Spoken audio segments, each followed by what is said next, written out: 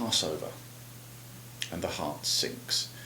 Because we know that this event is loaded with significance, right? Just from the way that God keeps referring back to it. We know that Jesus is our Passover lamb, that the communion cup is the new covenant in his blood. All this we know. But still, what's going on at the original Passover is pretty much a closed book to us. And there's nothing worse, is there, than being told that there is tremendous life-changing significance in this thing that you just don't get. And so the heart sinks. But we understand weddings, don't we? We know what's happening there. This couple want to make a big new start in life together, so they create an event which makes that statement in an emphatic, unforgettable way. There's the hours and hours of careful preparations. There's a service which joins them to each other and separates them from their old life with their mums and dads. There's a meal. There's a permanent record of the event which they sign in permanent ink. Now, maybe, if we can get what's happening at a wedding, we can also get what's happening at Passover. Because in both cases it's the making of a covenant, a new beginning in life together. Now read Exodus 12 again and see how many features of the average wedding you recognise. Oh look, there's that same careful preparation. There's that covenant meal. But also, if you look more carefully, there's also that symbolic breaking with the past, and there's a signed permanent record of the event. And here we're talking about the blood of the Lamb. Zechariah 9:11 prophesies about the coming of Zion's king.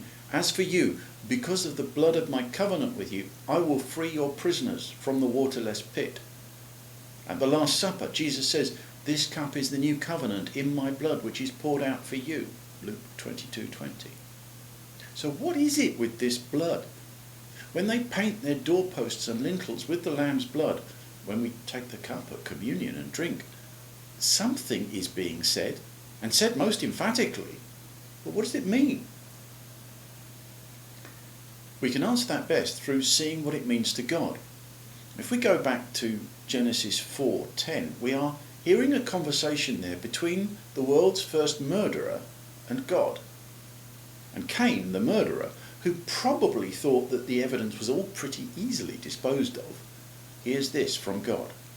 Listen, your brother's blood cries out to me from the ground. That's right, blood has a voice with God. This is because, as Deuteronomy 12:23 makes clear, the blood is the life. And of course he is the giver of life. So the blood of their slaughtered animals, and notice this isn't about vegetarianism, the blood is to be respectfully poured out on the ground, like water, the life returned to its giver. So the blood of the Passover lamb isn't eaten in this covenant meal between God and his people. Instead, it combines two features that we also notice in our weddings: the symbolic ending of the old life and the signing of a permanent record. As an Israelite slave in Egypt, you act together with God in that Passover. He was looking after that lamb long before you did. He gave it to you for 4 intense days. It went to slaughter as a member of your household, taking the place of your firstborn. Turns out it's taking the place of his firstborn as well, but you don't know that. You only know this is how you are being saved. He told you when to slaughter it, how to cook it, how to eat it. Whose sacrifice is this? When you put the blood on your doorposts, you could very well say that this is every bit his signature, his mark on your house, as well as yours.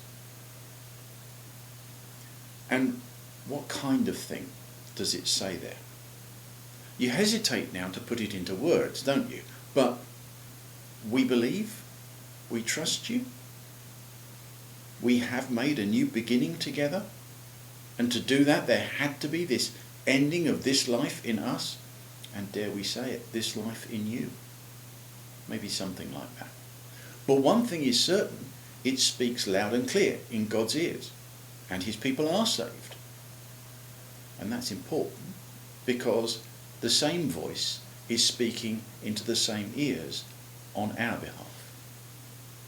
We have come to Jesus, says Hebrews 12:24, the mediator of a new covenant, and to the sprinkled blood that speaks a better word than the blood of Abel. Speaks, not spoke.